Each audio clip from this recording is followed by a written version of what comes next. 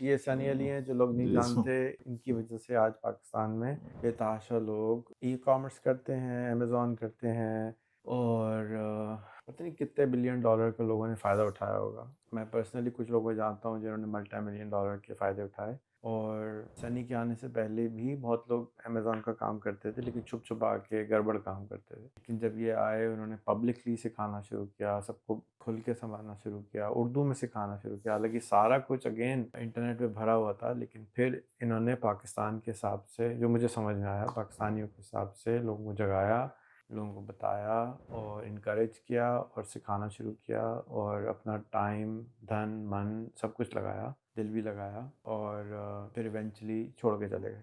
मेरी अगर आप पुरानी 2017, 18, 19, 20 की सारी वीडियो देखें, थका हुआ, सड़ा हुआ कैमरा था। मैं बस बोलता रहता था, बस वो जो मैं बोलता था वो खुद ही फैल जाता था, खुद ही वो स्प्रेड होता था। क्योंकि वो जो बात मैं उनको समझाने की कोशिश कर रहा हूँ, वो मेरे लाइफ के तजुर्बों से आ रही है, उसमें कोई इम्पैक्ट है। बाद में वज़न होगा, वो वीडियो खुद ही फैल जाएगी आपकी। अच्छा जी, अस्सलाम वालेकुम सनी भाई, सनी भाई, सनी भाई। सनी भाई आए, कॉन्कर किया और क्या कहते हैं आई केम, आई कॉन्कर्ड एंड देन व्हाट? बस मैं यहाँ पे काम के सिलसिले में नहीं, आया हुआ यहाँ था। नहीं, पाकिस्तान आए, अ, कॉन्कर किया, पहले तो पाकिस्तान को थोड़ी सुनाए ना। अ, तो क्या हुआ भाई पाकिस्तान में? सुना है छोड़ दिया तुमने? स्टोरी सुनाओ। नहीं, नहीं, कुछ नहीं, बस कुछ तो हुआ ना? बस 7 साल लगाए, मेहनत अनफॉर्चुनेटली करी। पाकिस्तान एक अनस्टेबल कंट्री है। स्टेबिलिटी नहीं है उसके अंदर। इन्फ्लेशन जो है वो कमर तोड़ आराम आराम इन्फ्लेशन आराम है। चलते हैं ना भाई। ये सनी अली हैं जो लोग नहीं जी। जानते, इनकी वजह से आज पाकिस्तान में बेतहाशा लोग एक्सट्रीम ई कॉमर्स करते हैं, अमेज़न करते हैं और पता नहीं कितने बिलियन डॉलर का लोगों ने फ़ायदा उठाया होगा। मैं पर्सनली कुछ लोगों को जानता हूँ जिन्होंने मल्टी मिलियन डॉलर के फ़ायदे उठाए और सनी के आने से पहले भी बहुत लोग अमेज़न का काम करते थे लेकिन छुप-छुपा के गड़बड़ काम करते थे। लेकिन जब ये आए उन्होंने पब्लिकली सिखाना शुरू किया, सबको खुल के संभालना शुरू किया, उर्दू में सिखाना शुरू किया। हालाँकि सारा कुछ अगेन इंटरनेट पे भरा हुआ था लेकिन फिर इन्होंने पाकिस्तान के हिसाब से जो मुझे समझ में आया, पाकिस्तानियों के हिसाब से लोगों को जगाया, लोगों को बताया और इनकरेज किया और सिखाना शुरू किया और अपना टाइम, धन, मन सब कुछ लगाया, दिल भी लगाया और फिर इवेंचुअली छोड़ के चले गए। तो ये है छोटी-सी समरी और कल मैंने पूछा तो कितने से कहते 7 साल लगाए थे। हालाँकि इट फ़ील्स लेस या हो सकता है कि जो जो बूम टाइम हो, शायद वो कम हो इसलिए फ़ील होता है, लेकिन जब भी कोई चीज़ नज़र आती है उससे पहले नीचे खड्डा खुद रहा होता है, वो नज़र नहीं आता। तो टोटल 7 इयर्स हुँ। जर्नी था जो कि सनी ने पाकिस्तान में लगाया। उससे पहले जब मेरी मुलाकात हुई थी सनी की तो हुई थी शिकागो में हुँ। एंड उसके बाद फिर सनी फिर बैंकरप्ट हो गए थे, आई थिंक। जी, 2015 में जी। और जिनके घर पे हुई थी उनका इंतकाल हो गया बाय द वे। अच्छा, अच्छा। तो जिन्होंने नहाली बनाई थी जी, और जी, खिलाए थे। बिल्कुल। तो ये तो मालूम है कि आप आए पाकिस्तान, आपने कहा मैं कुछ अकाउंट वकाउंट बेचूँगा और जी, लोगों को सिखाऊँगा। कोई दोस्त था उसने कहा मैं इतने पैसे दे दूँगा जी, सिखाने जी, के। जी।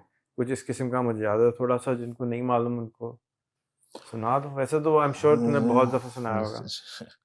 बस असल जो फर्स्ट आइडिया ऑफ था। ऑल कमिंग, जी, thank you for coming because जी, तुम अवॉइड कर रहे थे। जी, ये जी। मान लेते हो बात तुम्हारी मेहरबानी है। अ, बस शुरू में आइडिया ये था कि कुछ आईडीज़ अमेज़न के अकाउंट्स में पाकिस्तान में लोगों को दे दूँगा, तो हुँ, उनसे किराया आ जाया करेगा। तो ओके। आईडीज़ को रेंट पे चढ़ा दूँगा। जैसे जो तुम कल मना कर रहे थे किसी को करने को।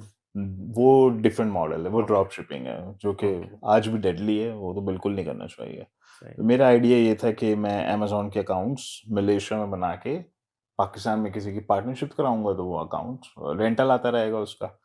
लेकिन लोगों को पता ही नहीं है अमेज़न के बारे में पाकिस्तान में, तो फिर मैंने कहा चलो कोई सेमिनार करके मैं पहले थोड़ा-सा एजुकेट कर देता हूँ, लोगों को बता देता हूँ भई अमेज़न भी एक बिज़नेस है, ये ऐसे चलता है। तो दैट वाज़ द आइडिया। फिर मैंने सेमिनार किए, कोई स्लोली कुछ सेमिनार्स करने शुरू किए, 20-25 लोग, 30 लोग, 50 लोग। तो बस वो सिलसिला थोड़ा-सा अभी चला ही था। लेकिन फिर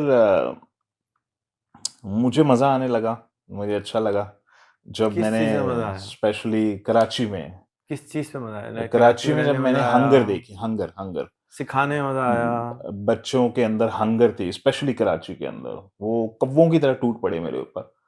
तो वो उन्होंने मुझे 1 सेकंड के लिए फ़ारिग नहीं बैठने दिया, मैं खाना भी नहीं खा पाया। मेरी टीम बेचारी हक्का-बक्का खड़ी हुई है कि भाई खाना तो खाने दें आप इनको। लेकिन मैंने उनसे कहा कोई मसला नहीं है, वो बच्चे चिपके हुए चारों तरफ। तो वो हंगर जो है ना उनकी देख के वो मुझे अच्छा लगा। I like that. फिर आहिस्ता-आहिस्ता मैंने फ़ेसबुक का ग्रुप बनाया।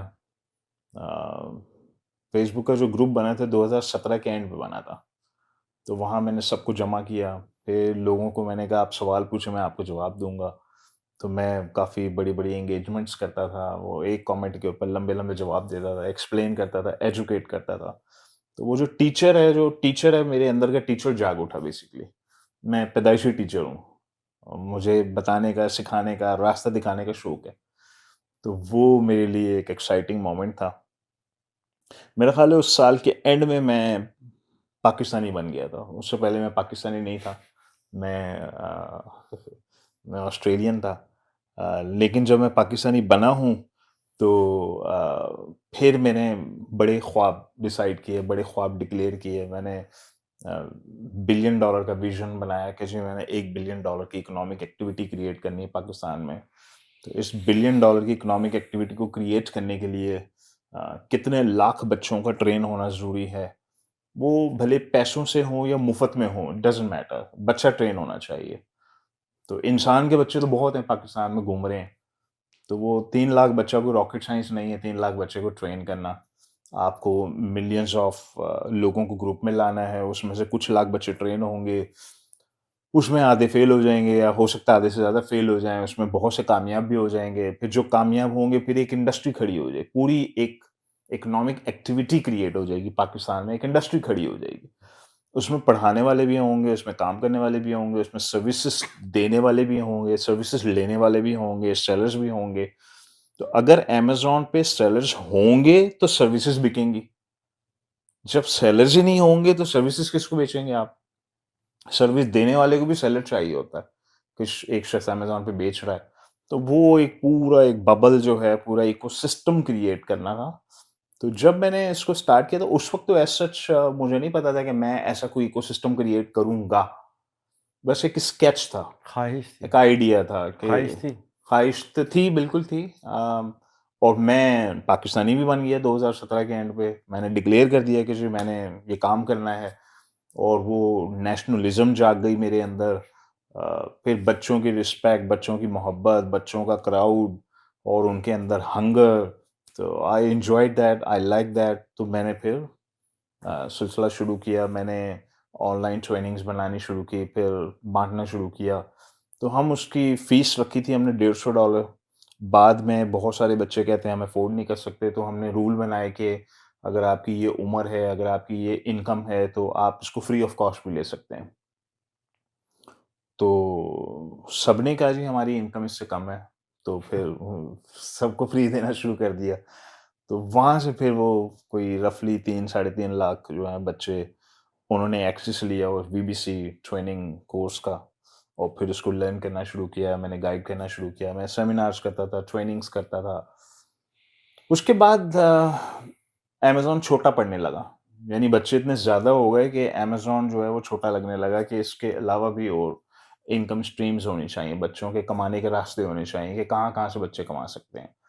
तो फिर मैंने इसको रफ़ली 100 प्लस कोर्सेज़ डाले, ट्रेनिंग्स डाली कि आप ये 100 प्लस कोर्सेज़ हैं, एट्सी से कमा लो, ईबे से कमा लो, अमेज़न से कमा लो, यहाँ से कमा लो, ये भी तरीका, ये भी तरीका, ये भी तरीका। तो वो काफ़ी सारे हमने कोर्सेज़ बनाने शुरू किए। तो वो दैट वाज़ मैसिव और काफ़ी अच्छा वो सिस्टम बन गया। फिर उसके बाद मैंने इनक्यूबेटर्स बना दिए पाकिस्तान में। वो अम, ख़्याल कैसे आया? क्या चीज़? इनक्यूबेटर का ख़्याल क्यों आया? बस पागलपन, वही पागलपन नहीं, दैट पागलपन तो वाज़ चल रहा है, अब उसमें ख़्याल आया कि एक इंक्यूबेटर होना चाहिए। हाँ, बस incubator that was stupidity basically. एक गरीब मुल्क के अंदर मिलियंस ऑफ डॉलर के incubator banana, that was stupid idea basically. जिसको वो गरीब मुल्क और भी गरीब हो गया ना, मसला ये है। वो गरीब तो था ही, वो गुर्बत नीचे जा रही, ऊपर की तरफ नहीं आ रही ना। वो धँसता ही चले जा रहा है मुल्क, पूरा मुल्क ही धँस रहा है। तो जब इनक्यूबेटर्स बने तो बिजली का बिल 2 लाख रुपए था।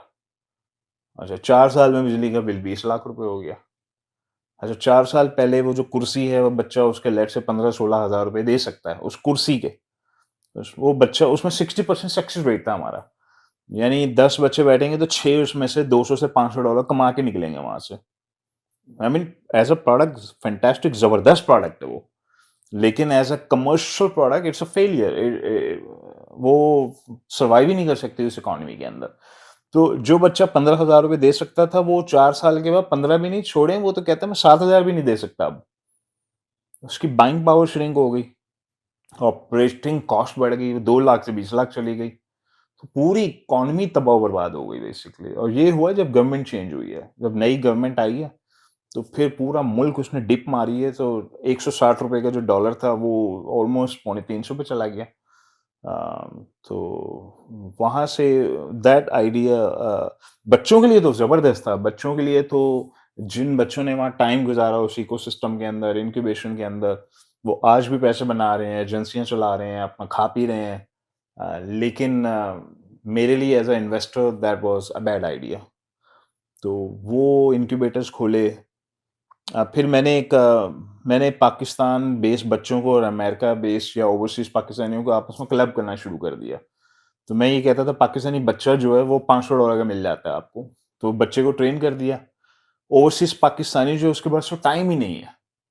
वो जॉब कर रहा है, बिज़नेस कर रहा है, वो बहुत मसरूफ़ है, उसके पास टाइम नहीं है। तो मैं उनको एजुकेट करता था, यहाँ पे आके सेमिनार्स करता था, एजुकेट करता था कि आपने बच्चा पकड़ना है पाकिस्तान से, बच्चा 30% इन्वेस्ट करेगा, आप 70% इन्वेस्ट करेंगे, आप दोनों 50-50 शेयर करेंगे प्रॉफिट को। तो बच्चे को मिल गई मनी लेवरेज, आपको मिल गई टाइम लेवरेज। आपको बच्चे के सस्ते घंटे मिल गए, बच्चे को आपसे पैसे एक्स्ट्रा मिल गए। तो ये एक गुड कॉम्बिनेशन था। तो वो दैट वाज़ वेरी गुड। वो बहुत अच्छा उसका रिज़ल्ट आया। ठीक है, बहुत से अकाउंट, बहुत से फेलियर्स भी होते हैं, बहुत सारे लोगों के पैसे नहीं भी बने। बिज़नेस है, अमेज़न है। इसको मैं हमेशा यही कहता हूँ भाई 3-4 लॉन्चेज़ होती हैं तो 1 चलती है अमेज़न के ऊपर। यानी आप 3-4 बार अमेज़न पे कुछ लॉन्च करेंगे, 8-8, 10-10 हज़ार डॉलर लगाएँगे, तो उसमें से 1 सक्सेसफुल हो जाएगी। This is also not bad considering के नॉर्मल बिज़नेस के अंदर जो फेलियर रेट है वो 80 टू 90% होता है। यहाँ पे आपका फेलियर रेट लेट्स से 70% है या 75% है, तो ये बुरा नहीं है। सक्सेस रेट अभी भी 25-30% का है। तो बहरहाल ये सारी एक्टिविटीज़ थी, पूरा 5-6 साल फिर इसी में गुज़र गए हमारे। ये सब करते-करते फिर मैंने बच्चों को एजुकेट करना शुरू किया। मज़ा आना बंद कब हुआ? मज़ा आना बंद हुआ है 2022 के बाद, जब वो अ, हुकूमत चेंज हुई। हुकूमत, हाँ, हुकूमत तबाह बर्बाद हो गई, पूरा मुल्क तबाह बर्बाद हो गया। पूरा इकॉनमी टैंक हो गई। क्राइसिस बढ़ गए, बिजली के बिल आसमान पे चले गए। सो आई गॉट फ्रस्ट्रेटेड। और फिर इसके अलावा बच्चों को मैंने सिखा तो दिया पैसे कैसे कमाते हैं, शादी किससे करनी है, ज़मीन कैसे बदलनी है, सारे कॉन्सेप्ट्स मैंने सिखाए बच्चों को। तो काफ़ी बच्चों ने तो मेरे ऊपर अप्लाई कर दिए। काफ़ी सारे कॉन्सेप्ट्स जो हैं वो अ क्या मतलब? जो काफ़ी बच्चे कंपनी के अंदर आए, मेरे एज़ अ एम्प्लॉयी आए, तो उन्होंने वहीं पे एजेंसियाँ खोलनी शुरू कर दी। कंपनी के कस्टमर्स को एक्वायर कर लिया। तो पार्ट ऑफ द नेचर है बेसिकली हमारी जो प्रोबेबली फ्रस्ट्रेशन बहुत ज़्यादा है पाकिस्तान में, डेस्परेशन बहुत ज़्यादा है। जब तक चोरी नहीं करेंगे, जब तक कोई हाथ नहीं काटेंगे, छुरी नहीं मारेंगे, पेट अपना घर नहीं चलेगा। तो मैं इसलिए माफ़ कर देता हूँ कि यार कोई बात नहीं, इन बेचारों की मजबूरियाँ हैं, क्या करें।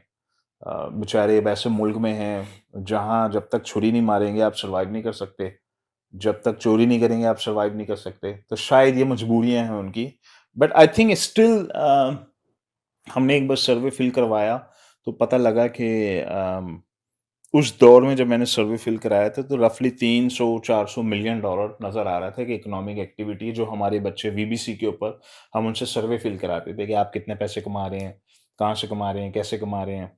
तो वो वीबीसी के ऊपर सर्वे फिल करते थे, तो वहाँ से एक रफ आइडिया हुआ कि 300-400 मिलियन डॉलर की इकोनॉमिक एक्टिविटी है, बच्चे पैसे कमा रहे हैं, बच्चे पैसे बना रहे हैं, और जिन बच्चों ने अपनी इनकम डॉलराइज़ कर ली है, उनके लिविंग स्टैंडर्ड्स काफ़ी इम्प्रूव हुए हैं, काफ़ी बेहतरी आई है उसके अंदर। तो that was the journey so far in Pakistan. फैसला कब क्या निकलने का? हुँ। निकलने का फैसला कैसे किया? निकलने का फैसला 2022 में मैंने किया, 2022 के एंड पे, कि दैट्स इट, काफ़ी हो गया, अब मुझे वाइंड अप करना है चीज़ों को, और 2023 तक फिर मैं फ़ारिग कर दिया सब कुछ। मैंने अपनी वर्कफ़ोर्स भी कट डाउन कर दी काफ़ी सारी, रफ़ली 300-400 एम्प्लॉइज़ को फ़ारिग किया।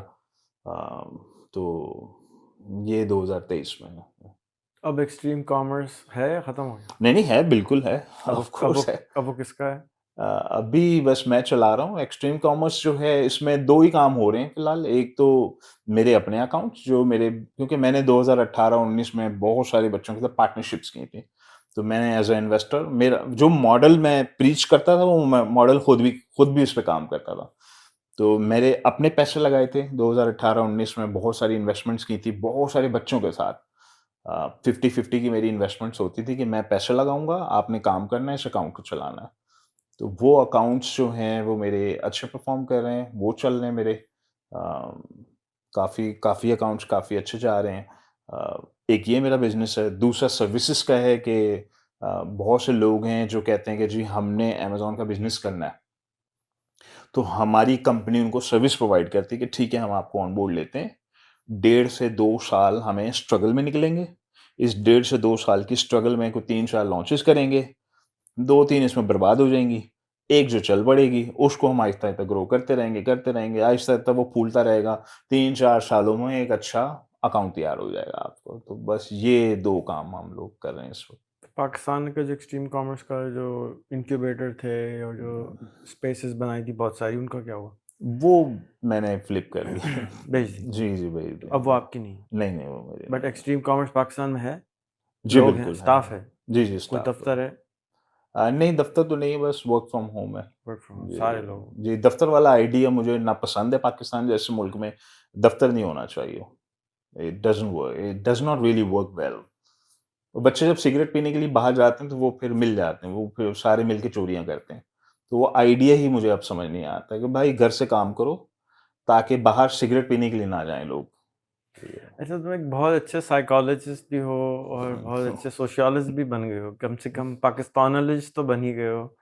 तुमने लाखों लोगों से बातें करी, उनको सिखाया, उनसे मिले, तो इतनी रिसर्च तो कोई प्रोफेसर भी नहीं करता जितनी हम लोगों की जो हम एक्सपोजर होता है ना, वो मेरे ख्याल में प्रोफेसर बेचारे को भी नहीं होता। जी, जी, बिल्कुल तो ऐसा। आपके हिसाब से अब आप पाकिस्तान समझाएं उन लोगों को जो यहाँ बैठे रहते हैं सुबह से लेकर रात तक और पाकिस्तान के लिए तड़पते हैं। पाकिस्तान क्या चीज़ है? और जो पाकिस्तान में रहते हैं उनको भी पाकिस्तान का नहीं पता, क्योंकि वो या तो बलूचिस्तान में रहते हैं या कराची में रहते हैं या हैदराबाद में रहते हैं, मिलते नहीं हैं एक दूसरे से। तो वो पाकिस्तान को एक्चुअली मेरे ख्याल में तो जानते ही नहीं है। जो बाहर से जिस तरह आप आए, अपने एक जगह गए, इंक्यूबेटर खोले, डिफरेंट प्रोविंसेस में खोले, प्राइम मिनिस्टर से लेके प्रेसिडेंट से लेके सबसे मिले, तो एक 7 साल में जो डबल पीएचडी किया जी, पाकिस्तान पे, तो जी। अब समझाओ पाकिस्तान क्या है? What is a, Pakistan? Pakistan देखें, मेरी डिसअपॉइंटमेंट्स अपनी जगह। अगर मुझे अ, जो लोग एजेंसियाँ चला रहे हैं, अपने बिज़नेसेस कर सॉरी रहे मैं हैं। काट रहा हूँ। जी। एक और चीज़ जो सनी की अच्छी बात है ना, वो ये कि ये वियतनाम में भी रहे हैं, मलेशिया में भी रहे हैं, सिंगापुर में भी रहे हैं, ऑस्ट्रेलिया में भी रहे हैं और अमेरिका में भी अब रह रहे हैं। तो इस सारे रहने से इंसान जब घाट-घाट का पानी पीता है, तो उसको पता होता है मीठा पानी कहाँ है, खट्टा पानी कहाँ है, गंदा पानी कहाँ है, अच्छा पानी कहाँ है, अच्छा क्या होता है, बुरा क्या होता है। जब आप एक्सपोज़र इतना ज़्यादा ले लेते हैं, तो फिर अब आपके पास अथॉरिटी है ये बात करने की जो अभी करने जा रहे हैं। ज़्यादातर लोग जो पाकिस्तान में बात करते हैं माज़रत के साथ, मेरे हिसाब से उनके पास अथॉरिटी मैं उनको नहीं देता कम से कम कि वो पाकिस्तान के बारे में बता सकते हैं, क्योंकि उन्होंने पाकिस्तान के अंदर ही नहीं घूमे हैं। जैसे इमरान खान कहता था ना, मैंने पाकिस्तान के हर कोने में गया हूँ, वाक़ई वो गया होगा और दुनिया भी सारे कोने में गया है। तो ही अंडरस्टैंड्स कि हो क्या रहा है। तो इसलिए इसको ज़रा आप गौर से सुनिएगा भाई, ये बात को हैं। जी। पाकिस्तान में बस व्हाट इज जो पाकिस्तान? पाकिस्तान पाकिस्तान बस छोड़ दें, अब मैं इससे ज़्यादा क्या बोलूँगा कि समझने वाले को कि एक एक मुल्क है, मल्टीपल मुल्क ये हैं, क्या है? एक अमेरिका है ना, पहले चल क्या है ये पाकिस्तान? फिर अमेरिका बता देना क्या है? पाकिस्तान में रॉ टैलेंट है, इसमें कोई शक नहीं। पाकिस्तानी बच्चा जो है वो क्रिटिकल थिंकर है, वो क्रिटिकल दिमाग रखता है, इसमें कोई शक नहीं है, इसमें मैं डिनाई नहीं करता इस बात को।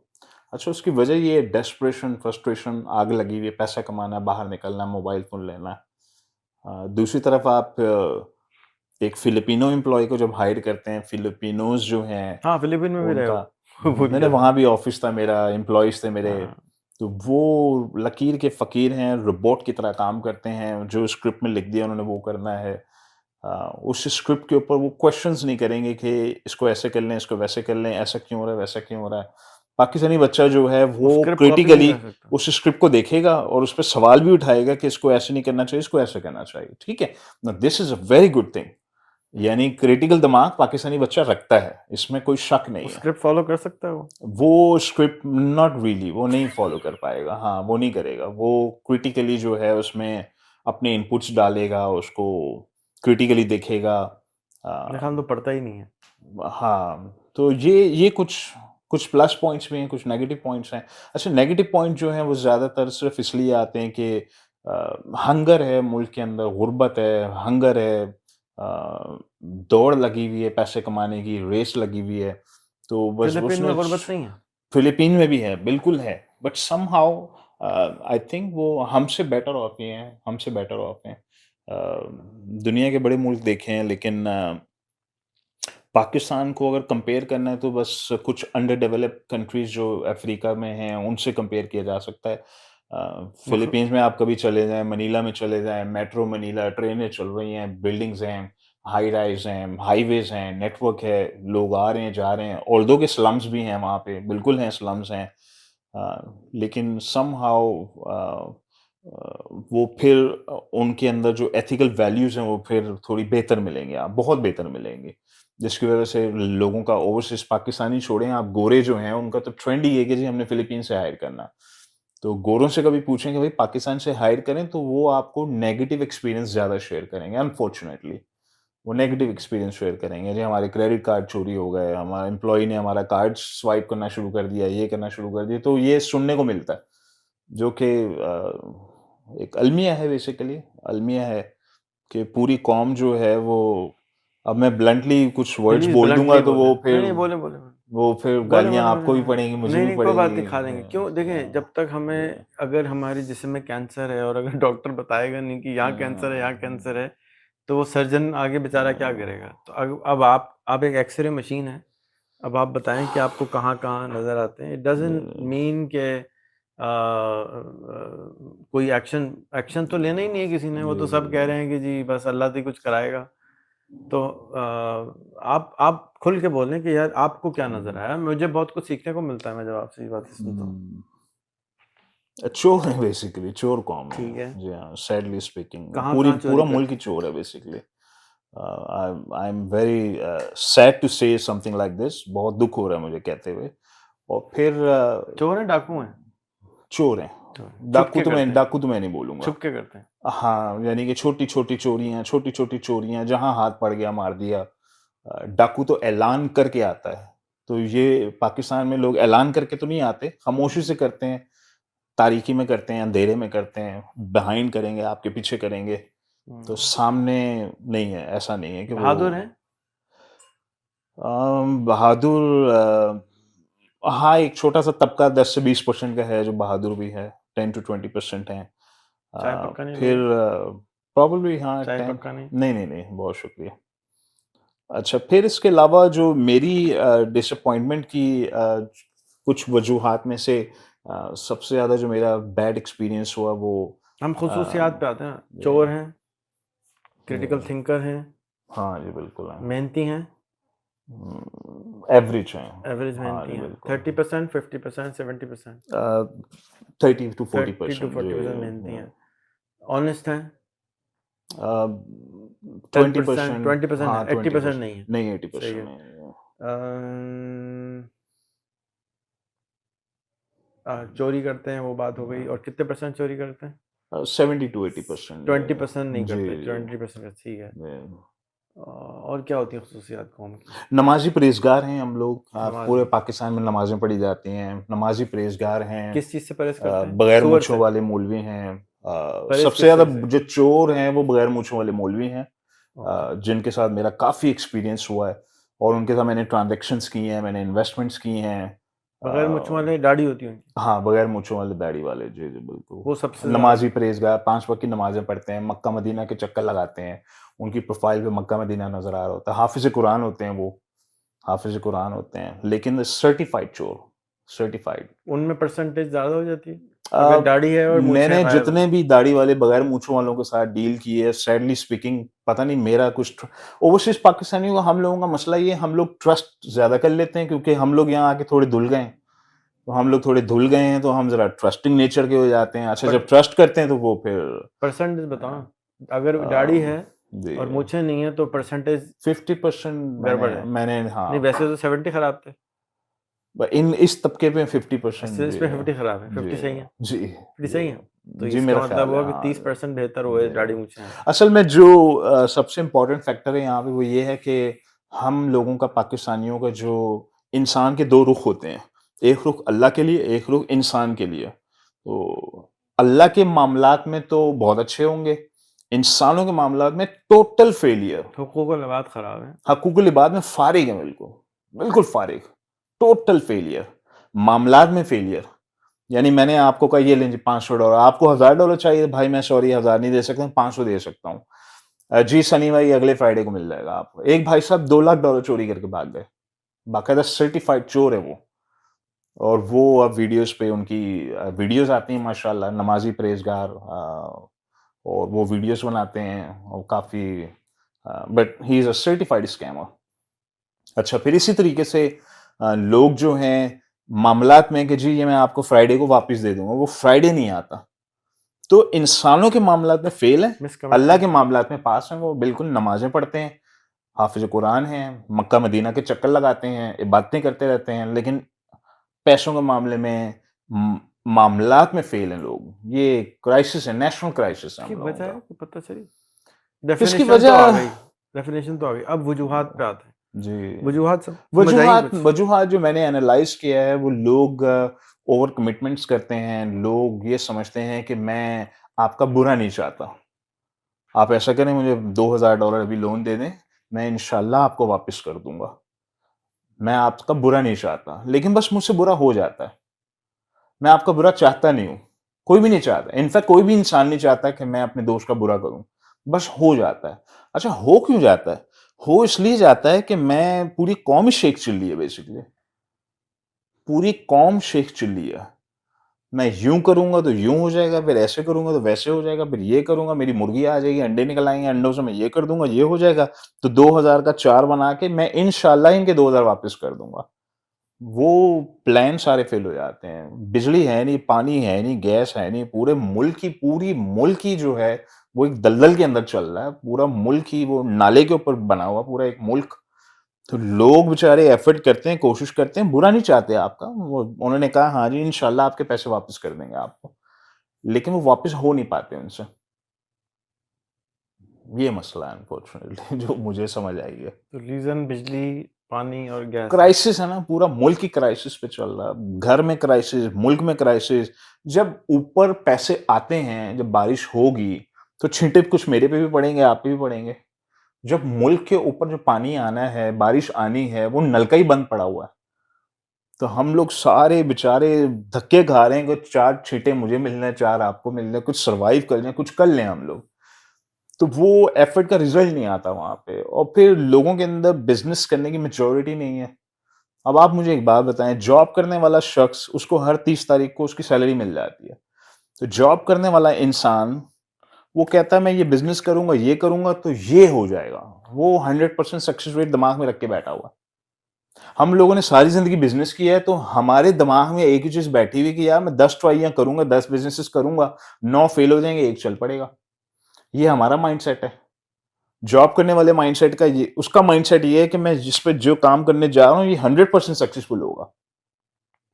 तो वो आपसे $2000 $10,000 कर्जा भी ले रहा है और बेट भी लगा रहा है, और बेट उस चीज पर लगा रहा है एक ऐसे मुल्क में जो इनफर्टाइल लैंड है, बेसिकली बंजर जमीन है वो मुल्क। वो पूरा मुल्क ही बंजर जमीन है, उसमें आप लाख एफर्ट करते रहे उसका पौधा ही नहीं उगता, वो रिजल्ट ही नहीं आता। अब ये मुल्क है, ये जमीनें हैं, ये फर्टाइल लैंड है बेसिकली। यहाँ पे एक रॉ बच्चा, पाकिस्तान से रॉ बच्चा उठा के लाएं, वो 5 साल में पॉलिश भी हो जाएगा, ट्रेन भी हो जाएगा, क्रेडिट हिस्ट्री भी बिल्ड करेगा, उसको बैंकिंग सपोर्ट भी मिल जाएगी, उसको उसको स्टार्टअप मिल जाएंगे, मेंटोर्स मिल जाएंगे, इन्वेस्टर्स मिल जाएंगे, फंडिंग मिल जाएगी, उसके बाद रिसोर्सेज हैं। ये एक फर्टाइल लैंड है। यहाँ पे की हुई एफर्ट और उस इनफर्टाइल लैंड में की हुई एफर्ट में जमीन आसमान का फर्क है। तो अनफॉर्चुनेट।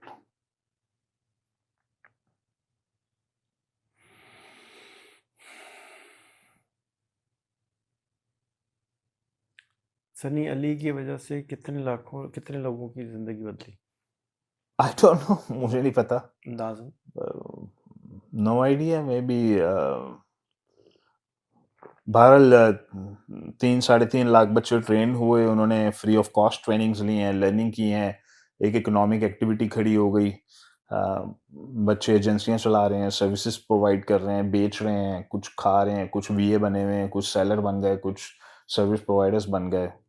तो एज सच मैंने कभी कैलकुलेट तो नहीं किया, होंगे कुछ 100,000 होंगे प्रॉब्लली। 3.5 लाख ने तो सीखा, जी उनकी बीवियां होंगी, उनके बच्चे होंगे, जी जी मिला बिल्कुल। मिलू लो तो मिलियन जी लोगों का इम्पैक्ट तो आ गया ना। जी जी बिल्कुल। जी तो अब हम 250 सनी अली कैसे बनाए? क्योंकि जल भूख के सड़के फिर भी, वो तो इस तरह तो बहुत सारे शहीद हो जाते हैं ना। अभी जैसे वो बराबर में जंग हुई तो वो मर गए, कोई फर्क नहीं पड़ता, कोई बात नहीं, हम मर जाएंगे, जान दे देंगे। या चिल्लों पे जा रहे हैं, या 15-20 हज़ार की नौकरी इसलिए कर रहे हैं कि अल्लाह खुश हो जाएगा। तो वो उस तरह के कोई 250 से चाहिए जी जो आपको कॉपी करें और एक चीज़ के पीछे पड़ जाएं और 7 साल में मिलियन लोगों को इम्पैक्ट डाल दें। जी जी बिल्कुल। ठीक है, अपनी ज़िंदगी बर्बाद कर दें। हम्म, आप तो बहुत ज़िंदगी बर्बाद करी, 7 साल बर्बाद किए, लेकिन फिर भी फाइनेंशियली तो शायद चैलेंज आया। लेकिन एक पीएचडी करते तो 5 साल उधर निकल जाते, एक मास्टर करते 3 साल उधर निकल जाते, एक बैचलर करते 4 उधर निकल जाते। तो जो इतनी मेहनत करते हैं, 22 साल पढ़ते रहते हैं, उससे अच्छा ही नहीं कि एक छोटा सा सनी अली बन जाए कि भाई कोई बात नहीं, मेरे बच्चे को मैं लगा रही हूँ, इसको सनी अली बनाना है, और वो 1 मिलियन लोगों को ज़िंदगी कुछ तो बेहतर करेगा ना। चाहे सड़ा हुआ, गटर के ऊपर बना हुआ, जैसा भी मुल्क है। ऊपर से अब ये मुल्क भी ऐसे ही होता था, ऑस्ट्रेलिया भी ऐसे ही होता था, जेल खाना होता था। आहिस्ता-आहिस्ता असल में उन्होंने बना दिया। ऑस्ट्रेलिया देखें, ऑस्ट्रेलिया हो, अमेरिका हो, ये सारी जो गेम है वो, जो मैंने कभी कभी सोचता हूँ उसके ऊपर, हुँ, पाकिस्तान का जो रियल क्राइसिस, जो मोमेंट है ना, जो रियल क्राइसिस, वो मैं देख रहा था 1970s में जब बांग्लादेश और पाकिस्तान अलग हुए थे, तो हमारी पॉपुलेशन जो है वो 70 मिलियन होती थी इस वक्त। तो बस वो 50 साल में 240 मिलियन हो गए हम लोग। अब इतना बच्चा प्रोड्यूस किया अल्लाह के नाम पे, इतना बच्चा पैदा किया, इतना पैदा किया है, खरगोश की तरह मल्टीप्लाई किया है। तो भाई वो फीड कैसे करें उनको? हुँ। वो कहते हैं जी अल्लाह फीड करेगा। अब तो 15 साल में 400 मिलियन हो जाएँगे। हाँ, तो सब फीड कैसे करें, सर्वाइव कैसे करें? वो तो बच्चा तो कहता है मैं गला काट दूंगा, मुझे तो 4 पैसे करने हैं, मुझे सर्वाइव करना है। गला काट के सर्वाइव करें, चोरी करके करें, सर्वाइव तो करना है, मुझे भी सर्वाइव करना है। तो वो जो अल्लाह ने वादा किया, वो तो खाने का वादा तो सबको किया, वो खाना तो सबको मिल जाता है। कराची में फ्री खाना मिलता है, जाके खा लें। कराची में मुफ्त में खाना मिल रहा है, जाएं खाएं। खाने का वादा अल्लाह ने किया, इंशाल्लाह पूरा हो जाएगा, मसला नहीं है। हुँ। लेकिन अल्लाह ने इस चीज का वादा नहीं किया कि भाई तुम्हारे पास आईफोन भी होगा, तुम्हारे पास गाड़ी भी होगी। कैपिटलिज्म की दुनिया में अब हम रहते हैं कि सांस लेने में भी टैक्स है। आज से 1,000 साल पहले मेरा बच्चा 18 साल की उम्र में कहता जी मुझे शादी करनी है, कहता हूं बेटा तुम शादी करो और साथ में खेमा लगाओ, शुरू हो जाओ। जाओ, ये घोड़ा तुम्हारा हुआ, ये खेमा तुम्हारा हुआ, जाओ शुरू हो जाओ। हुँ। आज की तारीख में 18 साल का बच्चा कहता है मुझे शादी करनी है, तो सोसाइटी उसको इजाजत नहीं देती शादी करने की। कि भाई तुम्हारा घर कॉस्ट करता है, गाड़ी कॉस्ट करती है, पेट्रोल कॉस्ट करता है, खाने की बिल के ऊपर सेल्स टैक्स लगा हुआ है, टैक्स पे करना है आपको। खाने में भी टैक्स है, सांस लेने में भी टैक्स है, ड्राइव करने में भी टैक्स है, हुँ। वॉक करने में भी टैक्स है। अमेरिका जैसे मुल्कों में अपने घर में रहने का भी टैक्स है। पूरा घर फुली पेड है, $7 लाख पे हो चुका है, लेकिन $1200 महीने का टैक्स देना मुझे।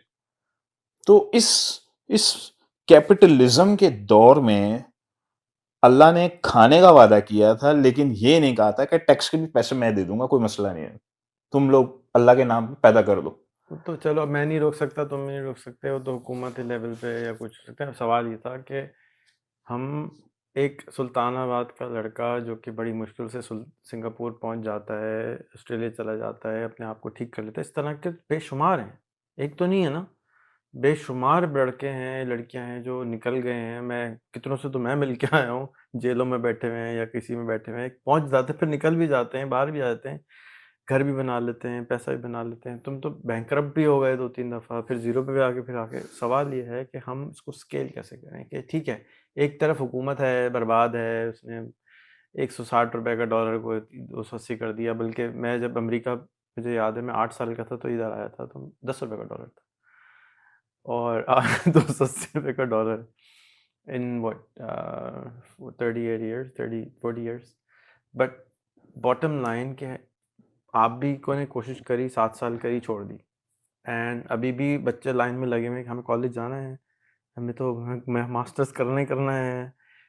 सवाल ये है कि हम उसमें से जो, जैसे मैं आपको अपने स्कूल की एग्जाम्पल दूँ कि एक औरत है जो तुम्हारी फ़ैन थी, और आज़ाद की फ़ैन है और तुम्हारी फ़ैन है, और वो फैसलाबाद से अपने अम्मा अब्बा से छुप के 4 बच्चे लेके हमारे स्कूल के बराबर में गली में आके रह गई। वो मेरी सुपर पावर है, मैं उसको कहता हूँ तुम मेरी सुपर पावर हो। मैं जब भी तुमसे मिलता हूँ ना, मैं सोचता हूँ कि तुमने क्या किया है तो मेरे अंदर भी ताकत आ जाती। वो बच्चे लेके आ गई, मियाँ उसका 6 साल से सऊदी अरब में था उस वक़्त, अब 8 हो गए, 8 साल से मियाँ की शक्ल नहीं देखी। वो, मैंने कहा क्यों आ गई? तो उसने कहा कि रेहान भाई, जब मैं छोटी थी तो मेरे अब्बा जी ने पिंडी भेज दिया पढ़ने के लिए। मैं जब पढ़ के थोड़ी-सी पढ़ने का शौक़ हो गया मुझे, तो उन्होंने फिर वापस बुला लिया और कहा इधर ही गाँव में पढ़ो। तो मैंने जैसे-तैसे पढ़ा, फिर ज़बरदस्ती शादी कर दी, मैंने शादी कर ली। फिर उन्होंने कहा बच्चे पैदा करो, मैंने बच्चे पैदा कर दिए। जब बच्चे पैदा हो गए तो कहते हैं कि अब जो मर्ज़ी करना करो। तो कहती है अब मैंने तो अपने बच्चे ऐसे नहीं करने कि ये इंसान के बच्चे हैं या क्या हैं, ये बच्चों की कोई शख्सियत ही नहीं थी। तो वो अब जब से मैंने आप लोगों को देखा है, अब मैं नहीं चाहती कि मैं उसी रट में फँसी रहूँ। मैं आ गई हूँ, बताएँ क्या करना है? वो आ गई बैठ के, और सब मैंने जब स्कूल खोला था शुरू-शुरू की 2 साल, 2.5 साल पुरानी स्टोरी है। तो मैंने कहा देखो मुझे कुछ नहीं पता स्कूल कैसे चलेगा, ये ख्वाब मैं दिखा तो रहा हूँ लेकिन मैंने कभी ये किया नहीं है। कहते हैं आपके बच्चे मैंने देखे हैं, जैसे आपके बच्चे हैं वैसे बना दें।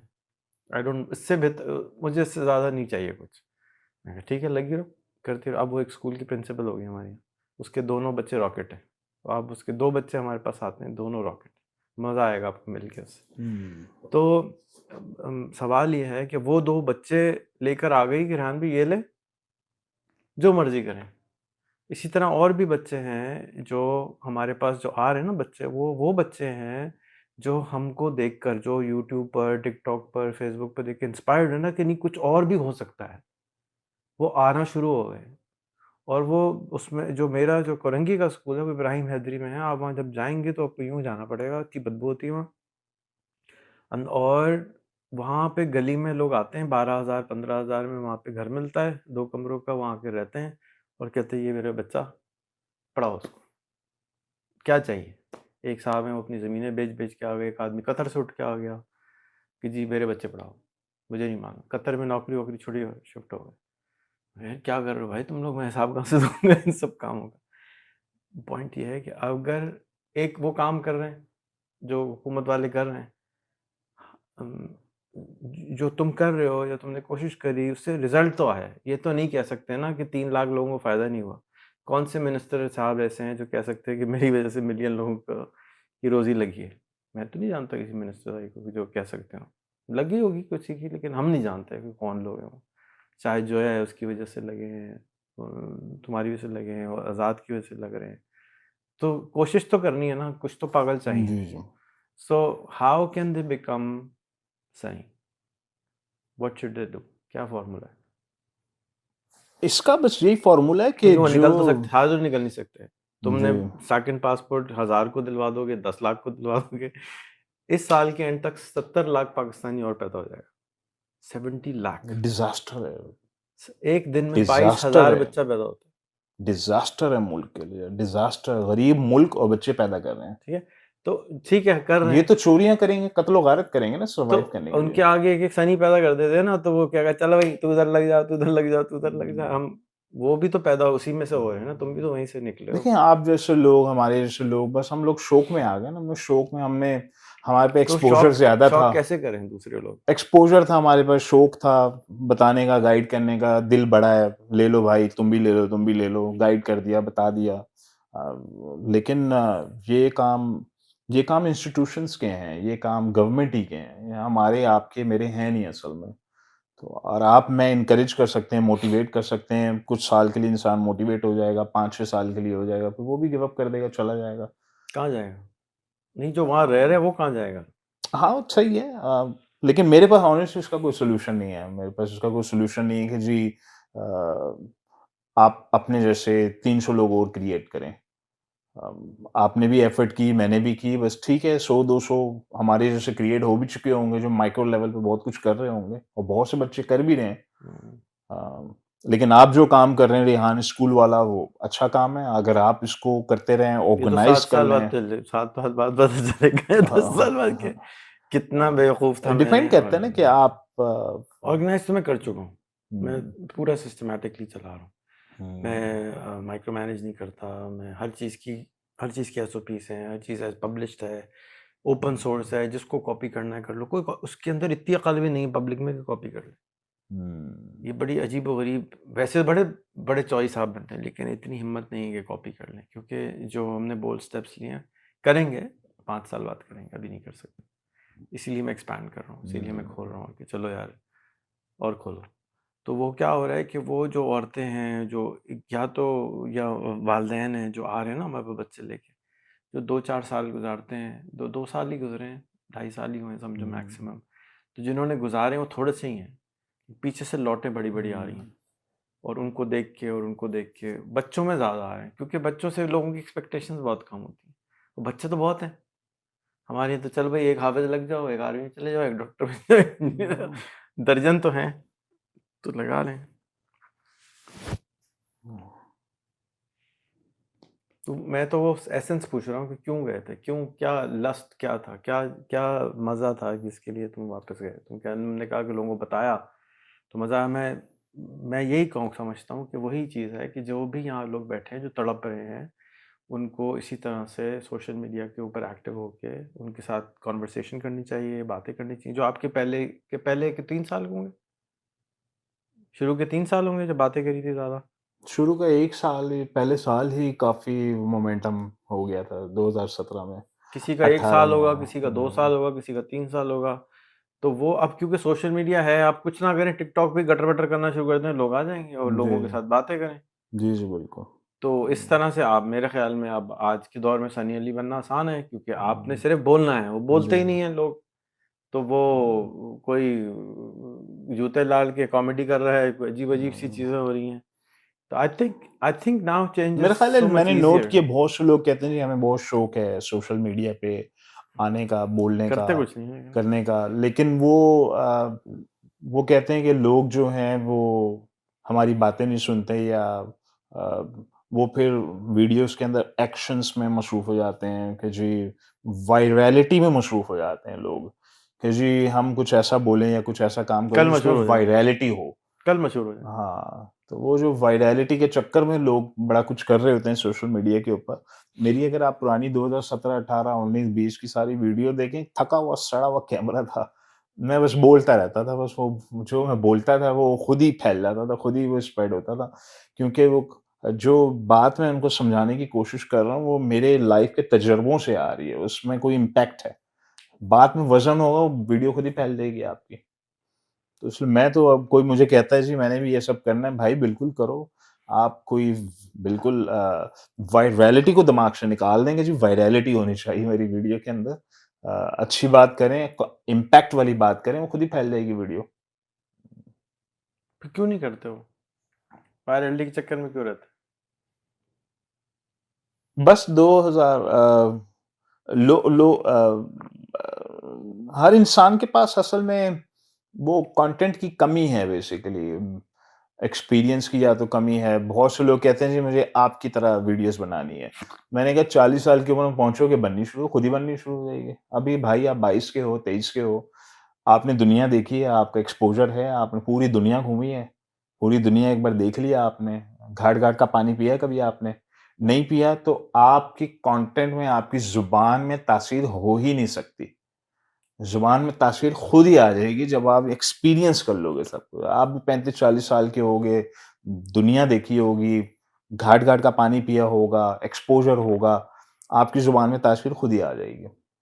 तो जिन लोगों की उम्रें हो गई 40 उनको मैं समझता हूँ आना चाहिए, बोलना चाहिए। अ, कोई 3 किताबें बताएँ जो लोगों को पढ़नी चाहिए? मैं किताबें नहीं पढ़ता तो मुझे कोई ख़ास बहुत ज़्यादा आइडिया नहीं है, लेकिन मैं समझता हूँ कि थोड़ी बहुत जो मैंने पढ़ी हैं, थोड़ा बहुत जो मुझे कुछ मैं असल में गूगल से उनकी वो थोड़ी-सी आइडियाज़ ले लेता हूँ। मैं ज़्यादा नॉलेज जो है मैं विकिपीडिया पे ज़्यादा टाइम गुज़ारता हूँ। अब मैं चैट जीपीटी पे काफ़ी ज़्यादा टाइम गुज़ारता हूँ अपना, तो वहाँ से नॉलेज गेन करता हूँ। अगर रॉबर्ट कियोसाकी के जो कॉन्सेप्ट्स हैं, जो 4 मॉडल्स हैं, वो मैं समझता हूँ बच्चे-बच्चे को पता होना चाहिए। It's very, very important. वो क्या अ है? कि इंसान या तो एम्प्लॉयी है, या वो एम्प्लॉयर है, या वो सेल्फ एम्प्लॉयड है, या वो इन्वेस्टर है। ये कॉन्सेप्ट मैंने भी बताए हैं, लेकिन मैं तो 40 साल के बाद मेरे अपने कॉन्सेप्ट्स क्लियर हुए तो मैंने बता दिए। बाद में जब लोगों ने बोला कि ये वाले कॉन्सेप्ट्स रॉबर्ट कियोसाकी ने भी बताए हैं, तो मुझे काफ़ी अफ़सोस हुआ, मैं पहले ही पढ़ लेता। तो पहले ही पढ़ लेते तो मेरे अपने मसले जल्दी हल हो जाते। तो जो जिन कन्क्लूज़न पे हम लोग ज़िंदगियाँ लगा-लगा के पहुँचते हैं, अ, मसला बस सैडली जो बैड लक मेरे साथ बैड लक जो हुआ वो ये था कि बहुत ज़्यादा अल्लाह ने आईक्यू दे दी, इंटेलिजेंस दे दी। तो बहुत ज़्यादा आईक्यू जो है वो बंदे को ले डूबती है बेसिकली। जो बहुत हाइली इंटेलिजेंट लोग होते हैं, उनका जो अलमिया होता है वो ये होता है कि वो कमरे में उनसे ज़्यादा कोई दूसरा स्मार्ट नहीं होता। अच्छा, जब कमरे में उनसे ज़्यादा कोई स्मार्ट नहीं होता तो वो मशवरा नहीं लेते। वो कहते हैं मैं जो कर रहा हूँ सही कर रहा हूँ। बस यही उनकी बर्बादी का वजह बनता है। इंसान जो करता है उसी में बर्बाद हो जाता है। तो इंसान को करने से पहले 5 लोगों से मशवरा लेना चाहिए। जब वो कलेक्टिव विज़डम आता है, फिर आपका डिसीज़न राइट हो जाता है। क्योंकि अगर आप खुशनसीबी और बदनसीबी के कॉन्सेप्ट को समझें, जो मैंने एक्सप्लेन किया है, तो खुशनसीबी और बदनसीबी आपके फैसलों से है। और आपका फैसला उस वक़्त राइट होता है जब वो किसी एक्सपोज़र या तजुर्बाकार बंदे के मशवरे से आता है। फिर आप फैसला लेते हैं। अपने फैसले लेते रहें तो फिर वही होगा कि सारी ज़िंदगी एक भूल-भुलैयों में लगे रहेंगे। एक फैसला, दूसरा फैसला, तीसरा फैसला, चौथा फैसला, सारी ज़िंदगी गुज़र जाएगी इसमें, पता ही नहीं लगेगा। चैट जीपीटी ने आपकी ज़िंदगी कैसे बदली लास्ट 2 ओह! साल में? Unbelievable, unbelievable. चैट जीपीटीज़ जो है ना वो मुझे तो ऐसा लगता है कि 100 साल के बाद बिजली दोबारा आई है। यानी हम उस दौर में हैं कि जी नई-नई बिजली आ गई है और जिसके पास बिजली है उसके पास कंपैरेटिव एडवांटेज है इस वक़्त। आप ऐसे समझें कि मोबाइल आ गया मार्केट के अंदर और पूरे खानदान में मैं अकेला शख्स हूँ जिसके पास मोबाइल है। तो मैं अपने बिज़नेस में कंपैरेटिव एडवांटेज ले सकता हूँ। बड़ी स्पीड में अब मैं काम कर सकता हूँ, बाकी लोग नहीं कर सकते। तो इस वक़्त जो मैंने स्टैट्स पढ़े थे, कुछ देखे थे चैट जीपीटी के साथ, वो ये थे कि दुनिया में 800 मिलियन लोग चैट जीपीटी यूज़ कर रहे हैं इस वक़्त। यानी कि दुनिया की 10% आबादी, जिन्होंने चैट जीपीटी साइन अप कर लिया। लेकिन वो फ्री वर्ज़न है। जो पेड वर्ज़न है, वो है 16 मिलियन लोग। तो टेक्निकली स्पीकिंग अ दुनिया की 1000 की आबादी में सिर्फ़ 2 लोग हैं जो पेड वर्ज़न यूज़ कर रहे हैं चैट जीपीटी का। और जो लोग पेड वर्ज़न यूज़ कर रहे हैं, वो बाकी 998 लोगों से ज़्यादा इंटेलिजेंट हैं। ज़्यादा स्मार्ट हैं, ज़्यादा इंटेलिजेंट हैं, ज़्यादा कैपेसिटी है उनकी, ज़्यादा कैपेबल हैं ये लोग। तो इन 2 लोगों को कंपैरेटिव एडवांटेज मिल रहा है कि 998 लोगों के ऊपर एडवांटेज मिल रहा है कि वो स्पीड में अपने काम कर रहे हैं, स्पीड में चीज़ें मूव कर रहे हैं। Chat GPT is not all about कि जी लेटर लिख दो मुझे ये लिख दो, मुझे ये कर दो। It's not about that. Chat GPT is a lot more than that. जो आपके कॉन्सेप्ट्स जो क्लियर नहीं होते, जो-जो चीज़ें आपको 10-10, 15-15 साल में क्लियर नहीं हुई या पता नहीं था, वो आपको अब पता लगनी शुरू हुई हैं। तो आपको चैट जीपीटी एक लॉयर भी है, चैट जीपीटी सीपीए भी है, आपका अकाउंटेंट भी है, आपका डॉक्टर भी है, आपका सब कुछ है इस वक़्त। तो चैट जीपीटी इज़ अमेज़िंग, यानी कि मैं तो सबको यही बोलता हूँ कि भाई चैट जीपीटी आज के दौर में वाजिब टूल है। ये वाजिब है। ये आपके पास अगर नहीं है तो you are losing big time. तो हमारी पहली गरीब कौम है बेचारे, गुर्बत ही गुर्बत है, गरीब मुल्क हैं, गरीब लोग हैं बेचारे। $20 पता नहीं कैसे जोड़ के बर्गर खाने के लिए तो हैं उनके पास, नान, हलीम, निहारी खाते हैं रात के 12 बजे। तो अगर वो कोशिश करके थोड़ी-सी एफर्ट करके $20 चैट जीपीटी पे लगा दें, तो उनको वो कंपैरेटिव एडवांटेज मिल जाएगा। वो दूसरों से ज़्यादा इंटेलिजेंट, ज़्यादा बेहतर हो जाएँगे, बड़ी स्पीड में हो जाएँगे। तो बहुत इम्पोर्टेंट है। जिसके पास चैट जीपीटी है उसको बताएं 4 ये सवाल पूछ लो। ये तो मैं नहीं बता पाऊँगा कि क्या सवाल वो स्टार्ट ले, क्योंकि मैं इसको इस वक़्त ट्रेन नहीं कर रहा या एजुकेट नहीं कर रहा कि चैट जीपीटी से लेके ये काम करवाएँ। बस मैं ये कह सकता हूँ कि आप अगर बिज़नेस कर रहे हैं, आप काम कर रहे हैं, आप अपने मसले ही हल करने शुरू कर दें। फॉर एग्ज़ाम्पल मैं अपनी एग्ज़ाम्पल दे सकता हूँ कि अ, मैं चैट जीपीटी के साथ सवाल करता रहता हूँ उसके साथ कि भाई मैं ऑस्ट्रेलियन सिटीज़न भी हूँ, मैं मलेशियन परमानेंट रेज़िडेंट भी हूँ, मैं अमेरिका में भी रेज़िडेंट हूँ, तो अब मुझे टैक्स के बेनिफिट्स कहाँ से मिलेंगे? मैं बिज़नेस करता हूँ, मैं इनकम निकालता हूँ, प्रॉफ़िट निकालता हूँ, तो बेहतरीन टैक्स ऑप्टिमल स्ट्रक्चर क्या हो सकता है मेरे लिए? किस मुल्क की रेज़िडेंसी में मुझे ज़्यादा फ़ायदा है? तो एक जस्ट छोटा-सा एक वो है। तो जो सवाल मुझे अपने चार्टर्ड अकाउंटेंट सीपीए से पूछने हैं, कॉम्प्लेक्स टैक्सेशन से रिलेटेड, कि 4 मुल्कों में अगर आप बिज़नेस कर रहे हैं, तो 4 मुल्कों की टैक्स रेगुलेशंस को अगर समझें, तो टैक्स बेनिफिट मुझे कहाँ सबसे ज़्यादा है? तो उसकी कैलकुलेशंस हो गई। मैं जब भी ट्रैवल करता हूँ तो मैं चैट जीपीटी से डिस्कशंस करता रहता हूँ कि भाई किस मुल्क में क्या हो रहा है, किस मुल्क में मुझे अपना ट्रैवलिंग पाथ कैसे बनाना चाहिए, राउट ऑप्टिमाइजेशन कैसे करूँ। इसके अलावा और बहुत कुछ है, फिर मेडिकल से रिलेटेड, विटामिन से related, there is a lot. तो बिज़नेस के आइडियाज़ या बिज़नेस के अंदर मुझे अगर ऑप्टिमाइजेशन करने हैं, अपने प्रोसेसेस इंप्रूव करने हैं, तो इस प्रोसेस में किस एम्प्लॉयी को कहाँ फिट किया जाए और कैसे ये ऑप्टिमल स्ट्रक्चर कैसे बनाया जा सकता है। फिर इमिग्रेशन से रिलेटेड, वीज़ों से रिलेटेड, डिफरेंट मुल्कों के वीज़े और ऑप्शन उससे रिलेटेड, तो काफ़ी कुछ है चैट जीपीटी में। जब मैं आपको अप्रैल में मिला था, जब आप चैट जीपीटी नहीं चला रहे थे 2 साल पहले, तो मैंने आपको कहा था कि मेंटर का काम है और मैंने करके दिखाया कि एज़ अ मेंटर कैसे। अब आप इसको एज़ अ मेंटर कैसे देखते हो? क्योंकि ये हर चीज़ का जवाब है ना। जी, जी। शादी का जवाब भी है, इमिग्रेशन का जवाब भी है, कारोबार का जवाब भी है, और जो हमारे पास मेंटर की कमी थी, वो अब हर वक़्त जिन्न की तरह है। मेरी बेटी तो सुबह उठ के पूछती है, खाने में क्या खाऊँ आज मैं? वो भी उसी से पूछती है कि भई मैं हुँ, कैसे चलाऊँ? हुँ। क्या पोज़ीशन देखते हो इसकी? बस मैं तो इसको बच्चों को भी रिकमेंड करूँगा कि भाई आपके पास चैट जीपीटी पेड वर्ज़न होना चाहिए। नेटफ्लिक्स छोड़ दो, चैट जीपीटी रख लो, और और आप अपने दुनिया जहान के मसले, शुरू में आपको भी नहीं समझ आएगा मैं क्या पूछूँ चैट जीपीटी से, क्या बात करूँ? हुँ, शुरू में मेरे साथ भी यही था कि भाई क्या डिस्कशन करूँ, क्या स्टार्ट करूँ? लेकिन आप छोटे-मोटे क्वेश्चन जो आपके दिमाग में आपको सता रहे हैं, आप वही डिस्कस करना शुरू कर दें, आप वहाँ से डिस्कशन स्टार्ट करें। अम, तो आहिस्ता-आहिस्ता आपकी एंगेजमेंट डेली बेसिस पे बढ़नी शुरू हो जाएगी चैट जीपीटी के साथ। हुँ, तो मैं ये तो नहीं बता पाऊँगा कि एग्ज़ैक्ट क्या पहला सवाल क्या होना चाहिए आपका। हुँ, बट मेरी मेरी यही रिकमेंडेशन है कि ये एक ऐसा टूल है जो आपको 20 से 30% ज़्यादा इंटेलिजेंट बना देगा। हुँ। You should have it. मेरा सजेशन ये है कि आप अपना उसको सीवी दे दें। हुँ, उसके बाद उससे कहें मुझे मुझे बताओ मैं तुमसे क्या फ़ायदा ले सकता हूँ। तो वो हुँ, खुद ही बताता है कि वो आपसे मैं क्या फ़ायदा ले सकता हूँ। अच्छा, हुँ। अमेज़न की दुनिया में चैट जीपीटी क्या फ़ायदा दे सकता है? अमेज़न की दुनिया में चैट जीपीटी से लोग इस वक़्त अपने मीडिया और जो कंटेंट है वो बनवा रहे हैं, प्रोडक्ट की डिस्क्रिप्शंस बनवा रहे हैं। अम, वो वाला काम ले रहे हैं चैट जीपीटी से, काफ़ी ज़बरदस्त काम ले रहे हैं।